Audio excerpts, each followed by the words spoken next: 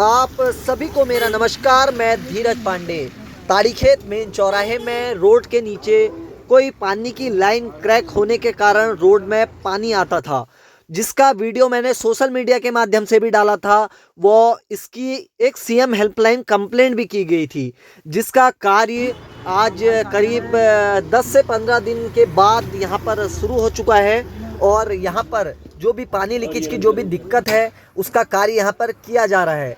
जो वो पानी लीकेज होता था, वो पानी से उसके बाद गाड़ियाँ चलने के कारण उसमें कीचड़ बन जाता था, जिसके छींटे चलते लोगों व दुकानों के अंदर जा रहे थे, जिससे बहुत अव्यवस्थाएं हो रही थी। मैं एक बार जल संस्थान विभाग का बहुत बहुत आभार एवं धन्यवाद करता हूं कि आपने इस वीडियो को व मेरी सीएम हेल्पलाइन कंप्लेंट पर गौर किया और इस कार्य को शुरू किया। आपका बहुत बहुत धन्यवाद।